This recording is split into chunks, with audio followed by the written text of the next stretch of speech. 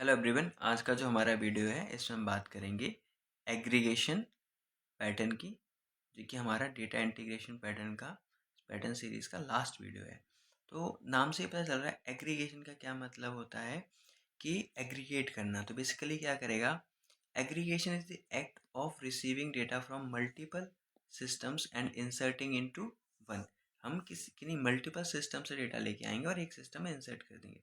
For example, customer data integration could reside in three different systems, and data analyst might want to generate a report which uses data from all of them.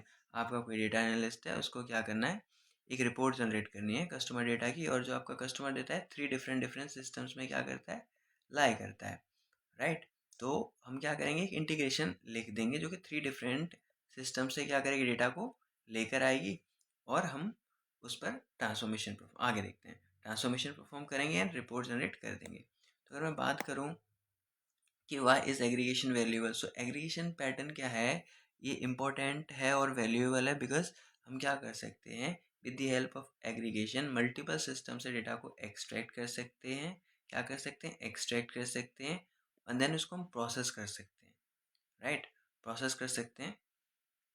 So this means that the data is up to date at the time that you need it.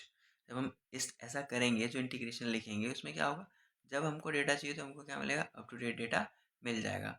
तो और data का हमको replication भी नहीं, इस case में data का replication भी नहीं होगा, एंड कैन बी प्रोसेस्ड और merged to produce the data set you want. Basically क्या है, मैं अभी आपको एक्सप्लेन कर दूंगा। होगा क्या, देखिए, जो डेटा है ना हमारा,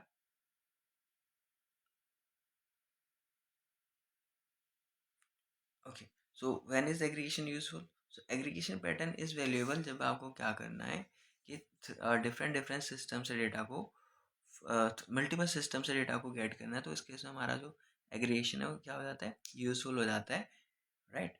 कैसे हो जाता है यूजफुल, मैं एक्सप्लेन करता हूँ।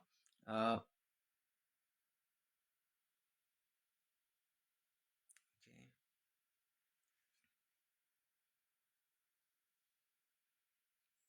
मैं यहाँ पर चलूँ तो आप देखेंगे यहाँ पर आपके पास थ्री सिस्टम्स हैं, राइट। ये सिस्टम ए है, मैं यहाँ से रेड उठा लेता हूँ, ये आपका सिस्टम ए है। पेंसिल चाहिए मुझे, okay, so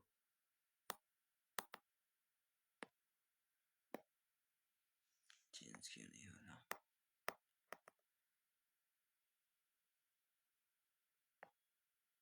okay, okay,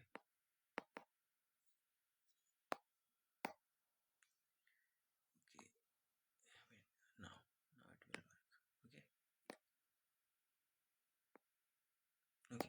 so आप देखेंगे ये सिस्टम ए है, और ये सिस्टम बी है, और ये सिस्टम सी है। तो हमने क्या किया, इंटीग्रेशन एप्लीकेशन लिख दिया और क्रिएट कर दिया। तो हमारी सिस्टम क्या, ये इंटीग्रेशन एप्लीकेशन क्या कर रही है, सिस्टम ए, सिस्टम बी और सिस्टम सी से डेटा लेके आ रही है।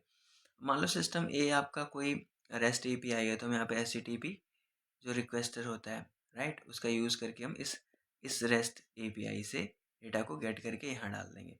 इसी तरीके से सिस्टम बी है, ये कोई डेटाबेस है, तो हम डीबी कनेक्टर का यूज़ कर लेंगे, क्या कर लेंगे, डीबी कनेक्टर का यूज़ कर लेंगे। और सिस्टम सी कोई सेल्स फोर्स है, तो हम सेल्स फोर्स कनेक्टर का यूज़ कर लेंगे, राइट। तो इस तरीके से हम इंटीग्रेट करेंगे अपनी इस एप्लीकेशन को, जो कि क्या करेगी, इन मल्टीपल सिस्टम से डेटा लेकर आएगी।